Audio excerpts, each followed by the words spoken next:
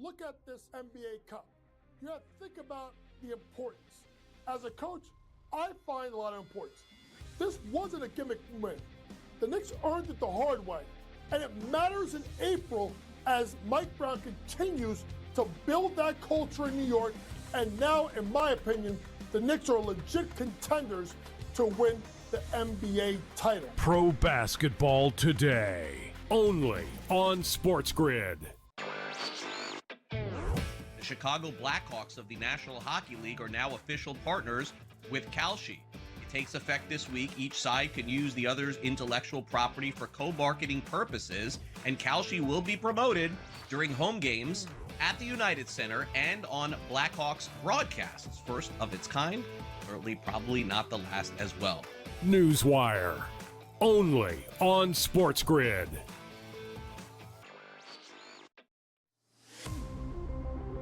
When it comes to NAL, money does buy you talent, but it doesn't buy you chemistry, leadership, and wins. Look at St. John's, Kentucky, how they're battling. You need the right mix of experience, youth, and new blood if you're going to really tackle the transfer portal market in NIL and win consistently. College Basketball Today, only on SportsGrid. Football contest season is back, and so is the Las Vegas Football Contest Show. Season 2, the sharpest football contest show in the land. Focusing on all three Circus Sports contests and the Westgate Superbook Super Contest, we handicap the games and release our contest picks every week of the season. Featuring Super Contest champions Brady Cannon, James Salinas, and former NFL player Mike Pritchard, all team will have you prepared this season like none other. Check us out every weekend right here on Sports.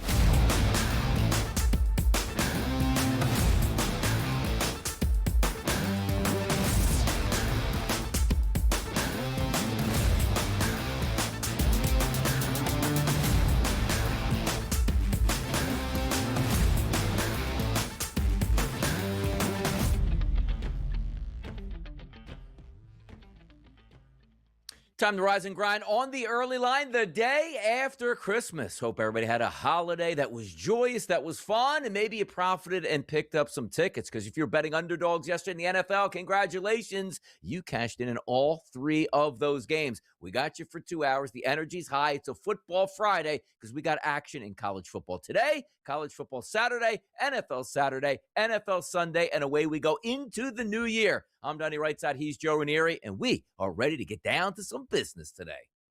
Yeah, no rest for the weary, Donnie. We got a lot going on heading into this Christmas weekend, and then, of course, heading into the final week of 2025. My goodness. Isn't that amazing? Hopefully everybody had a great day yesterday on Christmas Day. You had the NBA, you had the NFL, and everything in between, which means it's time to get caffeinated off the holiday, before a holiday, and a big weekend. Here's Joe with the hottest topic of the day. Well, Donnie, it turns out today I want to welcome those sports fans that had absolutely no idea that the NBA was even playing games for the last 2 months because, well, the NBA season officially started again yesterday on Christmas. And we know for years, many have believed that the first 26, 27 games of the regular season, those are just preseason games, Donnie. Christmas Day is when the real bullets start flying. And sure, the NFL tried to say, well, screw you, and steal all of the NBA spotlight on Christmas Day. But if you were stuck watching third-string quarterbacks in meaningless games, well, you missed a historic day on the hardwood in many aspects. But that's why you have us here on the early line, to get you caught up with everything you need to know. And the biggest story yesterday? Well, it appears the defending world champion Oklahoma City Thunder have a giant spur stuck in there, you-know-what, Donnie, this season. Because the Thunder look unbeatable against the rest of the league. But against the San Antonio Spurs, they look helpless. The Spurs walked into OKC yesterday and beat them 117-102. They were 9.5-point dogs, the San Antonio Spurs, in that game. It's now the third time in 13 days that the San Antonio Spurs have taken down the defending champs. They can beat everyone else. They can't beat the Spurs.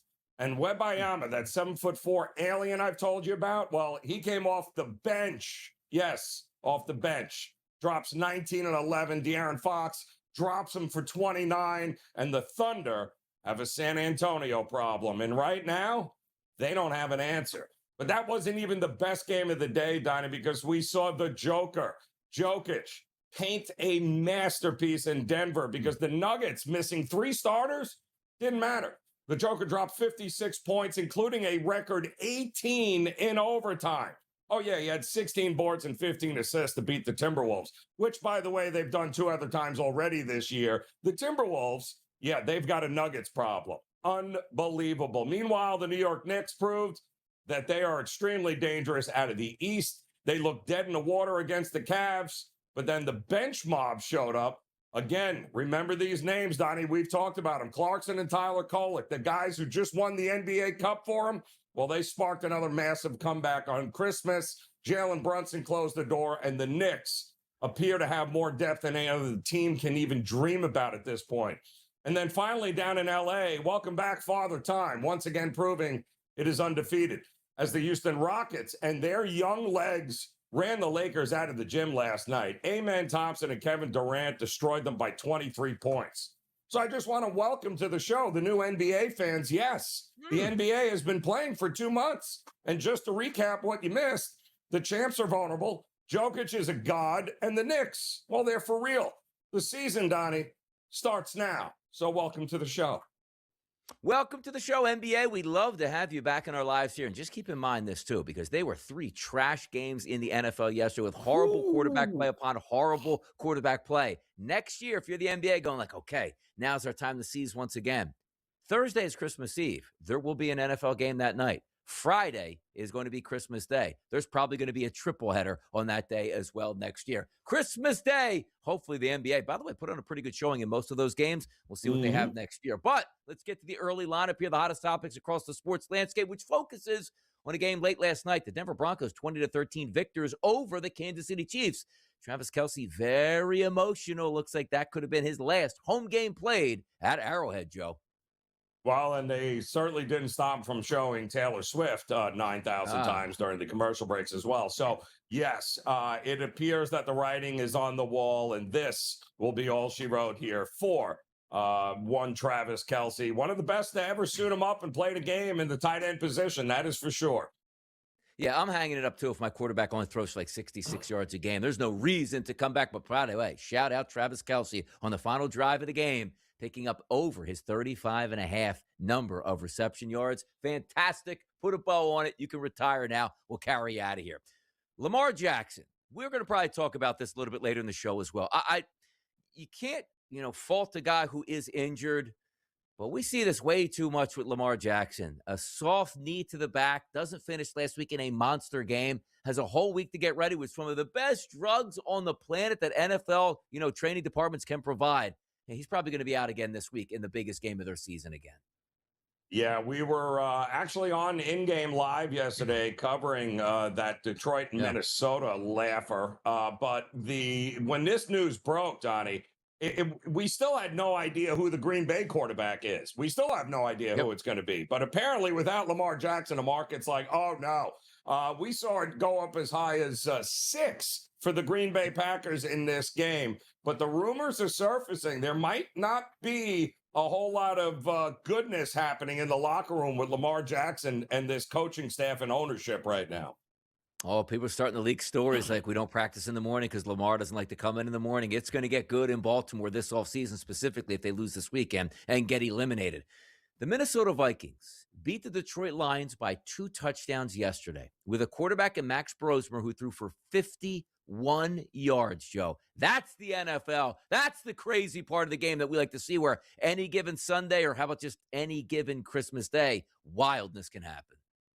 And I'm kind of glad it was as gross as it was, because it might have been the most entertaining game to cover, Donnie, yesterday. And we did have a chance to go over this, because at one point in the game, in the fourth quarter, with about 5 minutes left to go, I think the Minnesota Vikings had a total of 75 yards of total offense. They score a touchdown with Jordan Addison, who basically ran on that one play for as many yards as they had gotten in the entire game. 6 turnovers. You don't deserve to win. Your season deserves to be over, Detroit. J.J. Redick doing a lot of yelling and screaming on Christmas Day as he was trying to be the Grinch. Well, his team was the Grinch, getting blown out by the Houston Rockets, 119-96. Effort not good enough, Joe, apparently in Tinseltown, huh?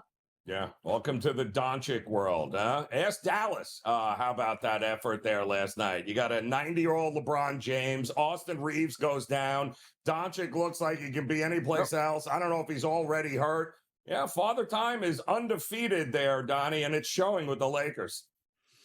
Nikola Jokic, I mean, looks like he's beating Father Time. He's beating everybody's father out there. Did you see his performance yesterday on Christmas Day? Now, granted, it was a late game, went to overtime. 56, 16, and 15. He actually pulls into a tie now with SGA for the MVP race again.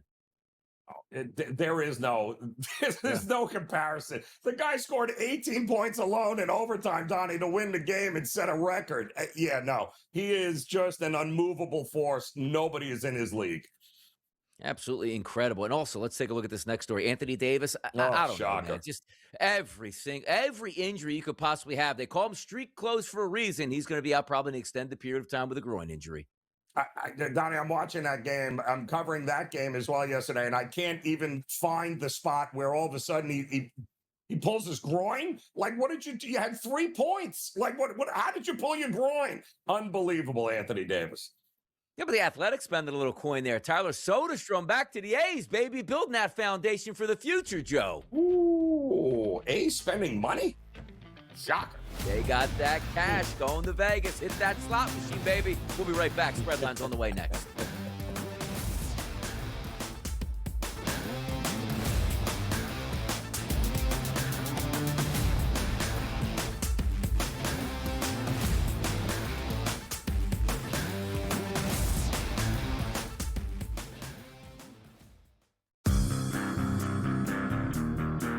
Whether we become, so bitter that we can't accept another man's apology. We make mistakes all the time. And as a grown man, you have to say, I'm sorry every once in a while. And it's okay to say that. And the apology, I think, should be accepted. And in this case, I'm accepting it. The Craig Carton Show. Only on SportsGrid. When you look at this NBA Cup, you have to think about the importance. As a coach, I find a lot of importance. This wasn't a gimmick win. The Knicks earned it the hard way, and it matters in April as Mike Brown continues to build that culture in New York, and now, in my opinion, the Knicks are legit contenders to win the NBA title. Pro basketball today, only on SportsGrid. Football contest season is back, and so is the Las Vegas Football Contest Show. Season 2, the sharpest football contest show in the land. Focusing on all 3 Circus Sports contests and the Westgate Superbook Super Contest, we handicap the games and release our contest picks every week of the season. Featuring Super Contest champions Brady Cannon, James Salinas, and former NFL player Mike Pritchard, all team will have you prepared this season like none other. Check us out every weekend right here on SportsGrid. They have by far the highest ceiling out of any team in the league. Elite talent, NBA shot making, versatility, and the best coach in the league in John Shire. They can beat you in multiple ways. Half court, full court, running gun, walk it up. And they out-execute you, maybe except for that game versus Texas Tech. College basketball today, only on SportsGrid.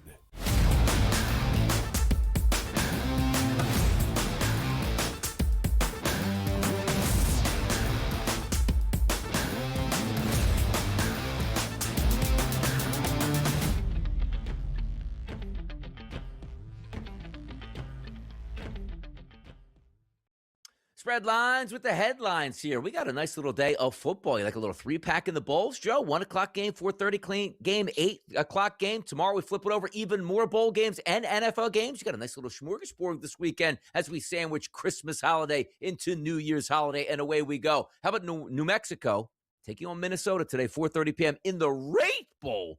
No, I'm assuming that's a mortgage company. I have no idea, but it's New Mexico and Minnesota. The line opened up, Joe, 3.5. We're now seeing 1.5 in the marketplace. In a total that was 47.5 down to 43.5. Maybe they saw Minnesota might be starting Max Brosmer and bringing him back. Oh, no, that's the Minnesota Vikings. What could be the reason for the drop? And what's your spread line here, Joe? Well, it's interesting because this game played at Chase Field in Phoenix, Arizona. You know where that is there, Donnie. Yeah, and I do. listen, Minnesota fans travel pretty well, but it's not like New Mexico's around the country here. Their fans will be in attendance. So this should actually be a pretty entertaining game. And really, the big story in this one is we saw Minnesota look ahead, open up as a 3.5 point favorite. A lot of that has to do with the fact that, well, PJ Fleck is undefeated in bowl games, guys, with the Golden Gophers. 6-0 over the last 6 seasons. He is in bowl games.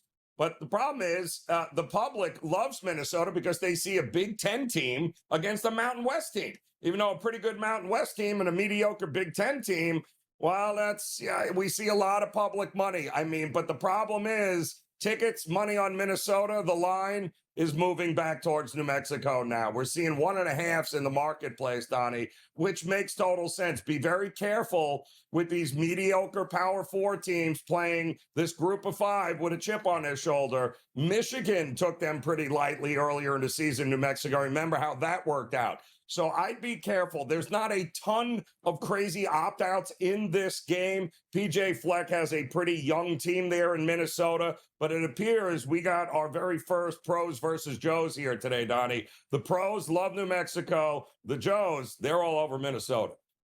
Let's get after it. Florida International and UTSA from Gerald J. Ford Stadium. That's SMU's home ground here. And by the way, this line opened up, Joe, at a 9.5 point favorite. We now see 5.5s across the board in a total that looks like it's going to be at 60.5 by the time we get underway tonight. The Serve Pro First Responders Bowl. What's the spread line for you, Joe? Well, my spread line and advice in this one is stay as far away as humanly possible. Because when you see a line go from 9.5, 10, and it shoot down to 4.5, 5.5 points here, we've got a problem. And you want to know the biggest problem, Donnie, is I can't for the life of me figure out who's playing in this game. UTSA is expected to be without up to 20 of its players. 20, Donnie, of its players in this game. And FIU wasn't that good to begin with, and half of their starters on the offense and defensive side won't be playing in this game. So my advice is, this is truly bowl season in a nutshell, is there are some games just worth not even looking at. This could very well be one of them. Now, we might have the perfect bowl game of the bowl season here, Joe. This is going to take place tomorrow morning. Yes, Saturday morning, 11 a.m. It's Pittsburgh and it's East Carolina. This line opened up as a favorite towards Pittsburgh, Joe. Anywhere around 6 is that opening number. We're now seeing double digits across the board. Most outlets chiming in at 10.5 in a total, which that look-ahead number was 61.5. We're now seeing 52.5s in the marketplace. The Go Bowling Military Bowl, Pittsburgh and ECU. What do you got, Joe, on a spread line here? Well, the big story here is who East Carolina is not going to have. And you got to be on the lookout in these bowl games for this, right? East Carolina will not have its starting quarterback, Caton Hauser. He's in the transfer portal, already said he's not playing. Pitt's going to be without their second leading rusher and second leading tackler on defense. Not to mention both of East Carolina's coordinators, the defensive and offensive coordinator, have left for new jobs. So we've got a lot of newness on the East Carolina side. So it's not a shock that we've seen the money and the line move towards Pittsburgh here. But what I do find interesting is the total, Donnie, because as much as Narduzzi is known as a defensive guy, this guy has given up more points, 94, 72, 52, and 64 points are the last 4 bowl games that Pitt has played in, including a triple, quadruple overtime game last year. So I would be careful with the total here. Yes, he's known as a defensive head coach, but the defense don't show up in bowl games for Narduzzi. Yeah, how about that? Defense going to have to show up in the NFL on Saturday night. Game number 2, it's Baltimore and it's Green Bay. Huntley expected to be the starter for the Baltimore Ravens. We don't know who's going to be the starter for the Green Bay Packers, but my goodness, each and every day, Jordan Love passing another step in that concussion protocol. Could he come back a week later after getting that concussion that we saw against the Chicago Bears? If not, it's going to be Huntley. But it's going to be Malik Willis. If we look at the line, Joe, open up at 3.5. We're now seeing 4.5s across the board. That line certainly an indicator of the information, the impact that Lamar Jackson won't be in this game, and a 40.5 total. What's your spread line here for that Green Bay-Baltimore game? Well, the initial, when we heard that information come out yesterday when it was released, I'm watching the board light up, Donnie. And again, numbers went up as high as -6 for Green Bay. And then all of a sudden, we started to see some buyback. They settled in at around 4.5 across the board, but there was a big overreaction. And the thing that got me was, who's playing quarterback for Green Bay? Not to mention that with Detroit losing, Green Bay's already clinched the playoff spot now. So how much is Green Bay going to lay it out on the line, knowing they're already in the playoffs? Not to mention it doesn't make any sense unless they all in on winning the NFC North. I don't know why they're risking anything with Jordan Love for this game that ultimately means nothing. They're already in the playoffs, Donnie.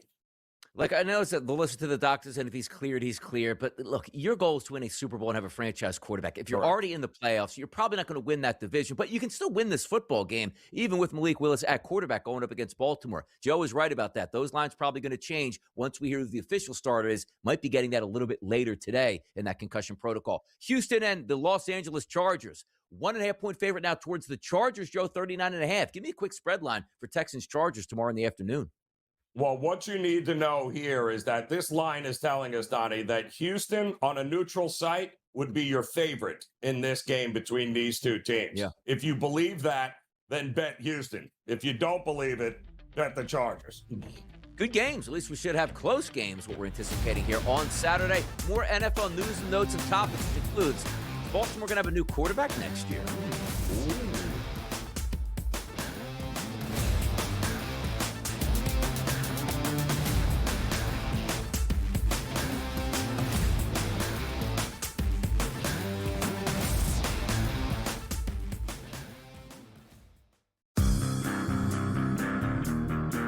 When did we become, so bitter that we can't accept another man's apology?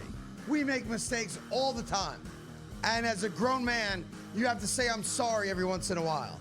And it's okay to say that. And the apology, I think, should be accepted. And in this case, I'm accepting it. The Craig Carden Show.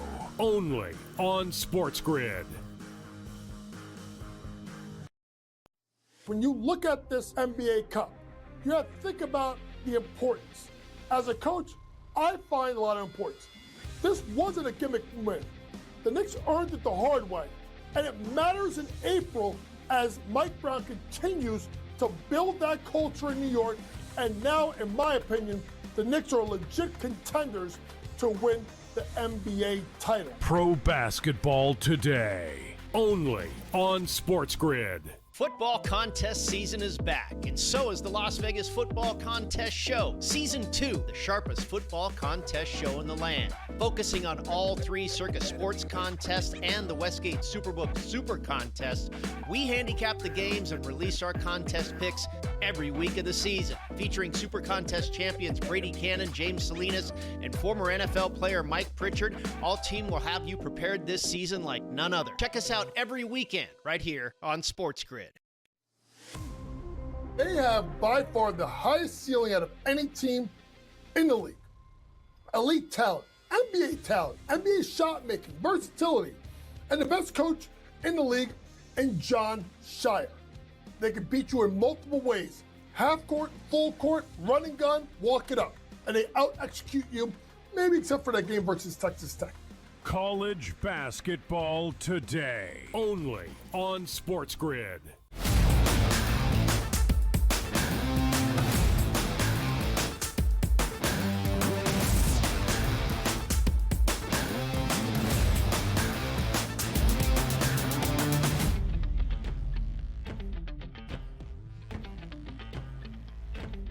Lamar Jackson probably won't start this weekend, as it looks like, going up against the Green Bay Packers, but that's not a time that we can't start the speculation if the Ravens get knocked out of the playoff picture this weekend, that week 18, he's probably not going to play, and then we start to ask the questions, Joe Ranieri, where is Lamar Jackson going to play in 2026? Well, report comes out that says Lamar Jackson would love to play for the Miami Dolphins if the Ravens were to move on from him, per the Baltimore Sun. So now we're already looking for trades at this point. And also, does he already understand, Joe, that he wants out of town? So I'm not risking it anymore with this Baltimore franchise. Let me just sit out. And I don't mean to question a player's toughness. They're NFL players. They're tough as all get out. But sometimes you look at injuries on the field like, ooh, that looks terrible. And I don't know if I see the injury right there. And he's going to miss the half last week and also looks like this game and then possibly week 18, Joe. Lamar Jackson on the Miami Dolphins in a trade in the offseason? Does that even make sense? Well, you do something because yeah. I mean, what difference does it make? Miami, Baltimore, the guy is another one of these walking disasters waiting to happen. And by the way, I mean, this would be a 4th game miss this season by him. He's hamstring, knee, ankle, toe, and now back injuries here. Does that sound like a guy I want to count on? No, it does not here, especially given the fact that the only way you can prevent a lot of that is to keep him in the pocket and not let him get destroyed running the ball. But guess what? That's not going to happen. So I don't know. Listen, this feels like it's been a long time coming here, this breakup between the Ravens and Lamar. I think if they were eliminated last weekend, right, or if it come down to it where these games meant nothing, he'd be on the IR, Donnie, and that would be the end of it, right? But if he doesn't go in this game, and Harbaugh keeps saying if he can go, he'll go, don't forget, they got fined big time. What was it, $500,000 earlier this year for apparently playing shenanigans with whether he was going or not going in a game? Remember that line craziness? Well, apparently they're not dealing with that anymore. They're like, listen, he didn't practice. He's doubtful at best, but if he can go, they didn't rule him out. They just said doubtful. So there is still a chance he could be under center tomorrow there for the Ravens. The tough part is like Lamar Jackson, when he came on such a whirlwind in Baltimore, like you couldn't tackle the kid. Like you said, okay, he'll learn how to pass, and he has done a very good job of that. But his 29-year-old age, a lot different than others, because he's built on, if I'm not in the pocket here, you can't catch me. A lot of people are catching him right now, and certainly you never get healthier as your career moves on. Something interesting to watch if it does happen in the offseason also, Joe, if Baltimore does have a new coach and a new quarterback next year, something certainly to talk about. But if we do talk about the Vikings here, I mean, I don't know. They won that game yesterday, barely any offense whatsoever. But here's one of those more disturbing things that you hear. 3 concussions in one season for Ryan Kelly. That's never a good sign. 6th documented concussion since only 2023. The man's got to hang it up, man. Come on. It's unfortunate too, because the guy's been an amazing part of the offensive, philosophy and the line there too. The guy's one of the better centers, and listen, that's one of those facts of reality. And if this was 20 years ago or so, Donnie, we probably would not even know that he's had any of these. And chances are, Donnie, how many more do you think he's had other than the 6 documented ones? Correct. What do you think? How many more? A ton. And by the way, put that graphic back up, or that picture we just showed of Ryan Kelly. So for the people out there that say, why wear this, this Guardian cap, it helps. How well did that help him this year with 3 concussions with that on your head? Exactly. It's basically putting a quarter inch of pillow on your helmet is supposed to stop a 30-mile-an-hour wreck at that. Stop the madness at this point. Those things aren't helping at all. TJ Watt does practice. He's looking to come back, but also, do they even need him to come back this weekend? They're probably going to be in the playoffs by the time they take the field here, Joe. How about that? Yes, could very well. And then at that point, they got a decision to make, right? Yeah. So there are some these 2 games tomorrow are going to go a long way to helping us understand what we might see on Sunday. So this time of year, tread carefully with getting some of these early bets in, Donnie.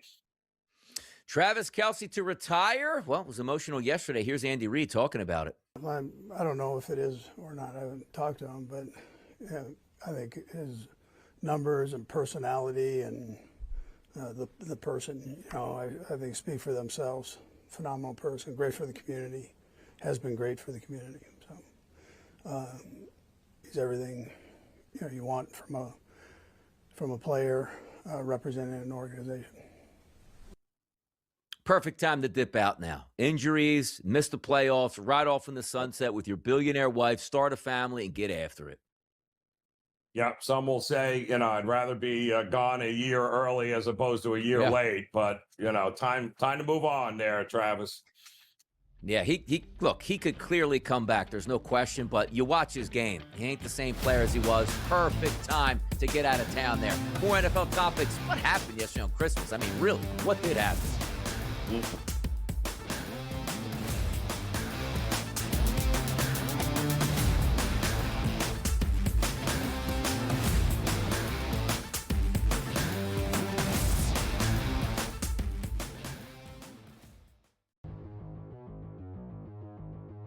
Let's play a little game of buy or sell.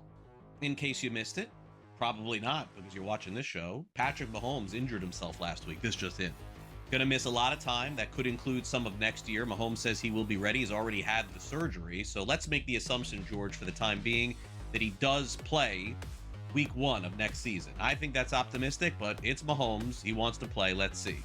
Buy or sell. Dynasty Mahomes owners should look to trade Mahomes right now. Buy or sell. There's nobody on your fantasy team that you shouldn't be looking to trade, right? I'll trade anybody if the right offer's made here. When I say you should be looking to trade, depends on how you read that. I mean, looking to trade, I think it's just the wrong time to do it. All right, I just don't think you're going to get value. You're not going to get even value, equal value here, unless there's a specific player you're trading and you're strong at quarterback and you think it's worth it. Fine. Do I think you should look to trade him? No, I'll sell this. So I think you could trade him, sure, but anybody can be traded depending on the offer here. So I'm gonna sell this. No, wrong time to try and trade him. I am going to buy this. I look, until the Chiefs get him a Jamar Chase, a Justin Jefferson, a Jackson Smith and Jigba. Nothing against Rice and nothing against Worthy. Even with Tom Brady in the 17 eras that he had in New England, they always were getting this guy help. At running back, they got Corey Dillon one year. At receiver, they got Randy Moss one year. I know it didn't work out. It did for a short period of time with Antonio Brown. The Chiefs have to go out and get a mega star for Mahomes to play with for the next 5 years. Because this could be the end for Mahomes the next few years. Until I see the Chiefs make some sort of free agent commitment to the skill position, stop with these, Pacheco running backs. I mean, get the guy some help already. And Kelsey probably at the end too. Fantasy Sports Today. Friday, starting at 3 p.m. Only on SportsGrid.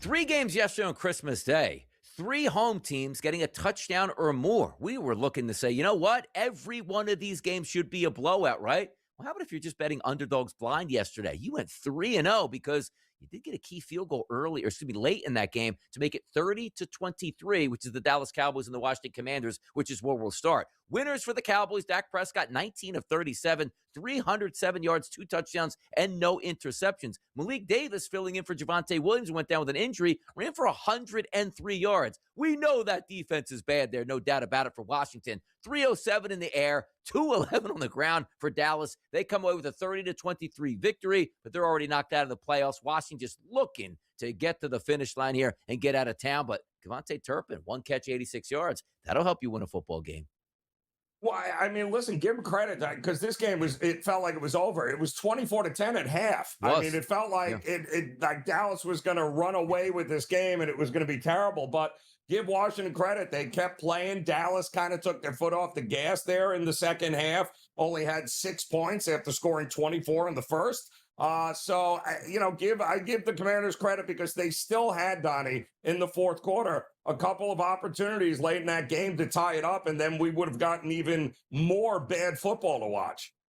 No, man, I'm telling you, the stadium half empty there. It was a nice day. At least they gave us some offense you could sort of cheer on, and a little bit at the end of the game where you just needed one stop to come back and see what happens. But also, some of those people rooting for field goals and not field goals late in the game. That was the right move for Washington to kick that field goal and try to keep it at the 2-minute warning and see how they could play. But Dallas was able to run out the clock. Even if they lost Ferguson early in that game, had one catch, a nice one-handed touchdown catch. And then they lost their starting running back. It looked like, whoa, Dallas could blow this game, but they certainly hung on for the victory. You wanted to go to sleep and take a nap after having a big meal. This was the game to do it, to watch the Minnesota Vikings and the Detroit Lions. I don't, sometimes I say, like, I don't know. Was it just so simple as Ben Johnson leaving and everything breaks down on offense? Because the Detroit Lions, all they did was turn it over by interception and fumble all day long. And Minnesota was like, well, if we don't really have to play offense and win, we don't have to play any offense. 16 pass attempts for Brosmer, 51 yards. And they won this game, Joe, by 2 touchdowns. It almost doesn't make sense. No, well, it does when you dive into the numbers, Donnie, because this anytime you see, all right, who won the turnover battle? Well, the Lions turned it over 6 times. And Goff had 2 interceptions and 3 fumbles. Yeah. So, he single-handedly, the Vikings didn't win this game. The Vikings defense won this game, and that was it. And one big play, Jordan Addison for 65 yards. It wasn't a pass. It was an end around, and he dropped it into a different gear and blew by everyone. And that was your ball game. That was it. And the Vikings responded the Lions responded after that by turning the ball over again. So it just looked like the Lions season was over last week after losing to Pittsburgh. It feels like the Lions lost that Steelers game twice now, Donnie. It really does. It's almost like you got out physical against Pittsburgh. This was supposed to be a layup game just to keep you involved, and it wasn't a layup at all. By the way, they're so talented still in offense. I know the offensive line was banged up, and they even lost, Penei Sewell for a little bit yesterday. But you have Jared Goff at quarterback. He's a solid player. Maybe the best 1-2 punch at running back in Gibbs and Montgomery. 30 carries total for 68 yards and no touchdowns yesterday. And it just seems like their offense is now built on Amon-Ra St. Brown. I'll throw him the ball every single play because he led the team with 13 targets. You know who was second? Isaac Tisla at 4 targets here. You're not even looking at Jamison Williams. It's almost like this offense just says one player, and if that player doesn't move the offense, which is Amon-Ra St. Brown, they can't do it. When you saw with Ben Johnson, everybody was getting involved. Now, granted, different season, some guys banged up, the offensive line not as good, you lost a couple tight ends. I understand that, but still no excuses for that game yesterday. For me, Joe, I did have a prop loss on Justin Jefferson. I had him over 61.5. I'm saying, look, they probably should lose the game, which they didn't, but he's close to 1,000 yards. And when you're out of the playoffs, hey, you know what, Max Brosmer, just feed me the football. 4 catches for 30 yards. He led the team. The second guy, Joe, 10 yards receiving, and they still won the football game. Man. Yeah, and they had backups to the backups on their offensive line. It wasn't all Brosmer. Yeah. I mean, they could not protect him. The guy was under duress the entire game. But I'll tell you what, Jefferson, one of the biggest catches he had was on a big 3rd down to close the game out in the 4th quarter.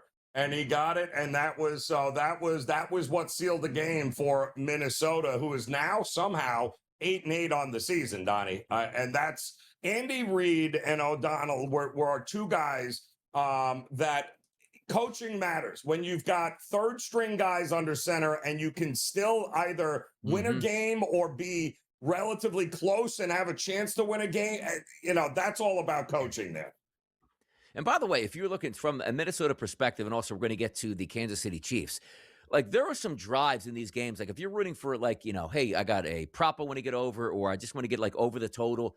These guys were sitting on the football for 12 and 13-minute drives. It felt like just eating up an entire quarter, and that's what Minnesota didn't need to do. Hey, look, we don't need the football. You just turn it over. We won't turn it over and end up beating you. Win the turnover battle, you probably win the game. You saw that yesterday with the Minnesota Vikings. The Denver Broncos came away last night, the late game, 20-13 victory over the Kansas City Chiefs, which was 13-13, right down to the wire. And Chris Jones is like, man, I want to go home early. Just punch this touchdown in. Let me go off sides, and away you go. Now, granted, the Broncos didn't cover the spread. They were favored by close to 2 touchdowns. And if you take a look at the matchup of the quarterbacks, Bo Nix, 26 of 38, 182 and a touchdown. And then you take a look on the other side, Joe, 66 yards passing for the Kansas City Chiefs, and were able to cover. That's absolutely impressive, man. It is.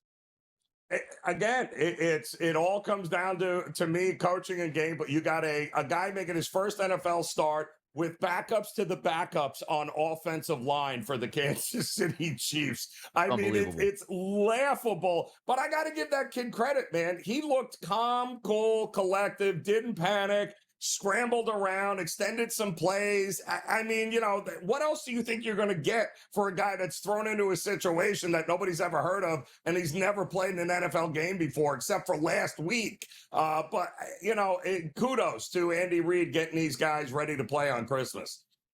Oladokin is his name. People remember it. Well, he's probably not going to get another start, but just remember his name anyway. By the way, he is going to probably get a week start next week here to see what he has in week 18, another meaningless game. Kareem Hunt, 7 carries for 38 yards. Isaiah Pacheco, 9 for 32. It was clear all season long. Yes, their offensive line is banged up. They need a certified number 1 running back. Like, we thought they might have stole one with Isaiah Pacheco a couple years ago. It's clear he can't be that guy. He's just a runaway freight train that's probably already broken down at this point. Kareem Hunt, the ageless wonder, it feels like now. But if you look at the Denver Broncos, it was a victory, but it was a close call at this point, which, again, brings people in to start doubting. Are they as good as their 13-3 record? Have they played an easier schedule? We'll come to find out sooner than later. But they didn't have to do all that much last night. One clutch drive is all they needed to close out the game, and they got it. All that matters, right? Just win the game. Wasn't pretty, but that defense did what they needed to do and gave the offense an opportunity to be able to get it done. I mean, 14 plays, 65 yards, took over 6 minutes off the clock there to end the game with that final pass. I mean, that's what it was. That's it. Just win the game and go home. And now they have a spot to make sure that the AFC Championship runs through Denver, which is kudos to them.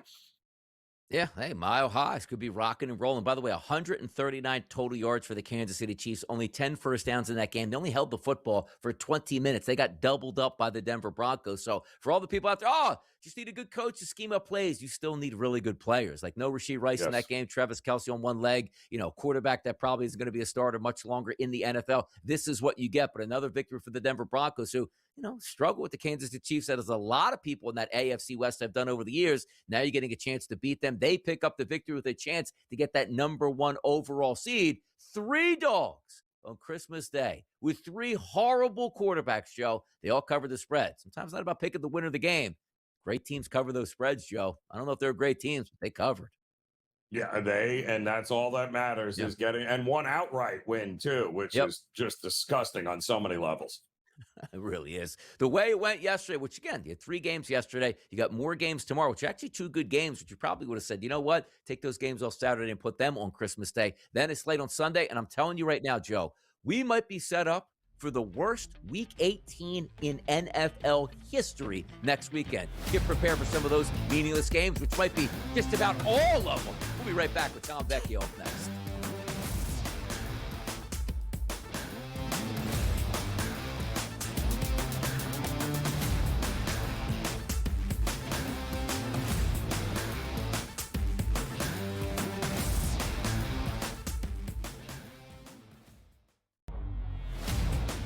Arvil Reese at 8%. I got to tell you right now, I have no idea who that is or if they're playing a joke on me, Joe. Yeah, that's going to be interesting. Who is that? Here, but I have no idea. Do you even know? But no idea. But don't you have to pick the Heisman winner, Donnie? Isn't that like the rule of thumb if you're going to take a quarterback? Is he not the best quarterback? The Early Line, only on SportsGrid.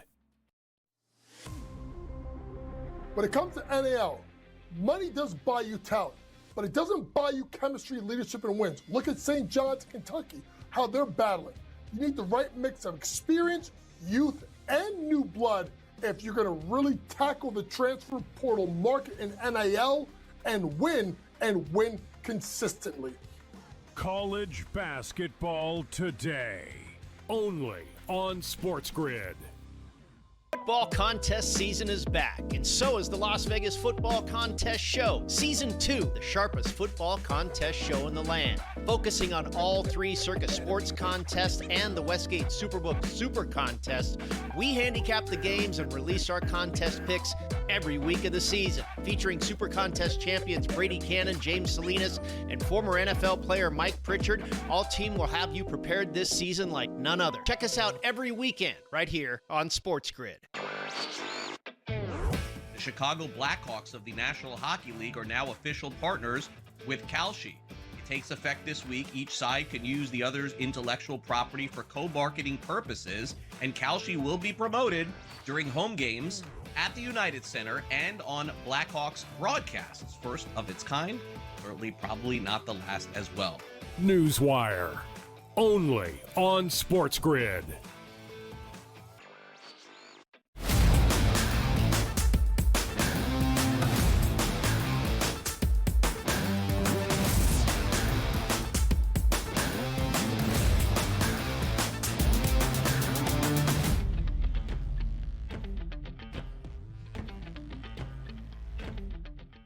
Week 17 in the NFL. Ooh, what a great start yesterday. Well, if you like bad quarterback play, you got a lot of it yesterday, and hopefully it gets better as the week goes on, but I don't know if it does because some quarterbacks might not even be playing tomorrow, which we'll get into in just a few moments. Donnie right side, Joe Raniero. Let's welcome in Tom Vecchio post-Christmas holiday where the Commanders, the Commanders, Vikings, and also the Chiefs as dogs, Tom, all covered yesterday. How about that? They did. Joe and I were live yesterday. We were talking about that. We saw the exact same thing play out on Thanksgiving. And granted, some of the dogs were winning outright on Thanksgiving, but, games were close for the most part. They weren't pretty. I'm not going to say they were the most exciting, entertaining games that we've seen, but they were close. Last night's game, especially in Kansas City, when basically exactly as we talked about. It was going to be under. It was going to be ugly. There wasn't going to be a whole lot of scoring. Denver found a way to get a win, but Kansas City covered. And we're on to an interesting weekend where we have two games on Saturday, still with quarterback questions, as you mentioned. Yeah, let me ask you a quick question, too, on those quarterback games on Saturday. If I had to give you a test right now, Tom, to pass it and find those two quarterbacks, who are those two quarterbacks do you think going to be playing tomorrow in that Green Bay and Baltimore game? I think it's going to be Tyler Huntley and Jordan Love. I really do think Love will end up starting, assuming that he's cleared from concussion protocol, because, as we noted yesterday, the Packers officially clinched their spot. So if you were to rest him this week and he's not ready to go, there'd be no reason to start him in week 18. And that would be giving him 2 weeks off, which I think is a bit much. So if he's ready to go, start him this week, rest him next week. We also talked about, Tom, when you look ahead, right? I mean, Chicago's interesting because obviously they have the lead in the AFC North, but, they've got I think, a pretty tough spot ahead of them against the 49ers here. If you're starting Jordan Love, then you're basically saying, listen, we're going after the AFC North. You're going to have to play a game in Lambeau. I don't, otherwise, why start Jordan Love if you're not really trying to get that conference division championship? Right, and that's what a lot of it comes down to, what each team is going to be prioritizing. Obviously, it starts off with the Packers, because even if they start Love and then they lose, that changes things of what we see tomorrow night and obviously what we see Sunday and Week 18 going forward. As we talked about, I think the Bears having home field advantage is just a little bit more important. It's not like there's obviously going to be a dramatic difference between the weather of one spot to the other. It could be exactly the same. But just a second-year quarterback with a rookie head coach on the road, you wouldn't want that to be happening. You wouldn't want that to be at home for the Bears. That would be. So the Packers, they have the pieces, they have the path forward to get it done. It's really what comes down to what we get from the Ravens. That's going to determine everything of if the Packers are going to be able to push back or if they even need to push back. Yeah, let's take a look at that game tomorrow night, too, because you're going to have Baltimore and Green Bay. Again, we don't know exactly who the quarterbacks will be, but if you are progressing through your concussion protocol and get cleared, you're probably going to start. And it is a meaningful game for the Green Bay Packers with a chance to try to catch the Chicago Bears. Line opened up around 3. We're sitting at 4.5 because that's the news that Lamar Jackson is not going to play in this game, and it's probably going to be Huntley, and a total of 40.5. Tom, I watched the game with Baltimore last week and thought it was a great spot for them. They blew the double digits in the fourth quarter because their defense could not stop anything in the passing game. So if you are going to get a healthy Watson, who's actually a little bit under the weather but expected to play, and also a healthy quarterback in Jordan Love, shouldn't they be able to move the football against that Baltimore secondary? I would like to think so. I'm really thinking, like, if we do see Tyler Huntley start, what's their ceiling when it comes to, not even ceiling, what's their median outcome when it comes to points being scored? And I think that's in that 14 to 17 range. Maybe they could push it to 20. So if they can push it to 17 or 20, I would like to think that the Packers can get to at least 24. So the Packers winning this game 24-17. We get a decent amount of scoring. We're talking about 5 touchdowns at that point, really, like 3 from the Packers and a field goal, and then 2 from the Ravens. That's what my expectation would be. So a modest amount of scoring I wouldn't be surprised by, but also the Packers probably being in control the whole game is what we should be expecting if we do see Love start. Yeah. What about that game tomorrow that should be actually pretty entertaining and possibly a future playoff game between the Chargers and the Texans here? The line has flipped. Texans open up as a favorite. Chargers now getting all the love. Are you a Houston backer here? What are you thinking? I would like to back Houston. This actually was the playoff matchup of the wild card last year where Herbert threw, 3 or 4 picks? Now, granted, that was on the road. They were in Houston, a little bit different. But, I don't have a strong take on this game. It's a coin flip game to begin with. It's not like we're dealing with a super high total. I don't expect this to be flying over. If it sneaks over, and we have a 24-20 type of final, I'm not going to be shocked at either team winning. I would lean on Houston just a little bit. I don't trust their offense, as far as I can throw them. But I do love what we're getting from their defense. And, Herbert, he had really slow games. He was averaging, 175 yards passing per game. And then last week he explodes. But last week it was against Dallas. So we're going to fall back down to in between what he was doing and the 300 yards from last week. We can't take that as like the new standard for Herbert because it was against Dallas. He's going to fall into that 225 range. And if the rushing game can't get going, I'm not sure how much they're going to be able to move the ball. But at a certain point, I'm not sure how much the Texans are going to need to score. No, you're right about that. And it's I think the gauge is like, I think we know what we're probably going to get from the Chargers. They'll try to hold up that offensive line. Herbert's going to make plays. You got some solid wide receivers and a new look backfield. We like that. But sometimes you watch Houston, it's like, yeah, that defense is awesome. But when the offense steps up for Houston, hey, they could make a run. And then we see games like last week going like, man, that's the Raiders that you barely could put away at this point, and that gets stuck in people's head. Tom, I know a way that we usually like to look at these games from Herbert's perspective. He's very athletic. You don't think of a guy that's like 6'6" in the pocket, can move around and get extra yards. Bad offensive line, good pass rush. I'm seeing 23.5s in the marketplace for Herbert on the ground. And at the end of the season where it's like, hey, kid, don't run in week number 3. Do you think he can get over that number, maybe 25 rushing yards in this game against Houston?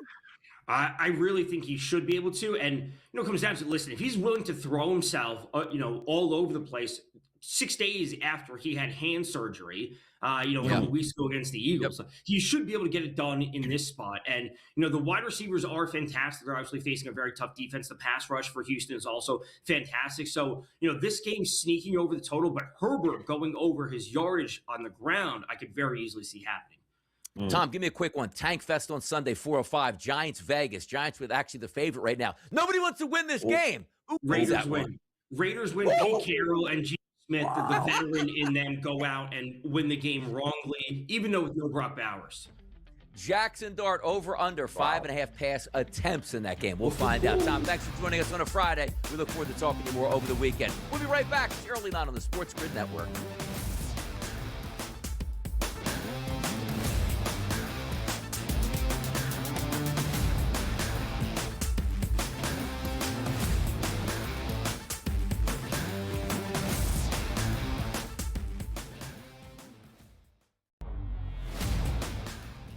Reese at 8%. I got to tell you right now, I have no idea who that is or if they're playing a Joe Bowman show. Yeah, that's going to be interesting. Who is that? Here, but I have no idea. You even know? But no idea. But don't you have to pick the Heisman winner, Donnie? Isn't that like the rule of thumb if you're going to take a quarterback?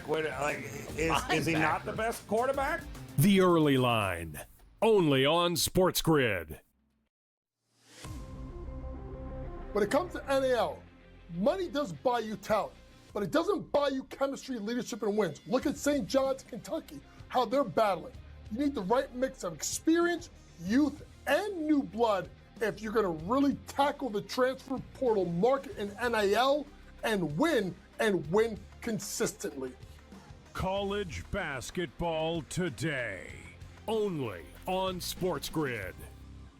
Football contest season is back, and so is the Las Vegas Football Contest Show. Season 2, the sharpest football contest show in the land. Focusing on all 3 Circa Sports contests and the Westgate Superbook Super Contest, we handicap the games and release our contest picks every week of the season. Featuring Super Contest champions Brady Cannon, James Salinas, and former NFL player Mike Pritchard, all team will have you prepared this season like none other. Check us out every weekend right here on SportsGrid. The Chicago Blackhawks of the National Hockey League are now official partners with Kalshi. It takes effect this week. Each side can use the other's intellectual property for co-marketing purposes, and Kalshi will be promoted during home games at the United Center and on Blackhawks broadcasts. First of its kind, certainly probably not the last as well. Newswire, only on SportsGrid.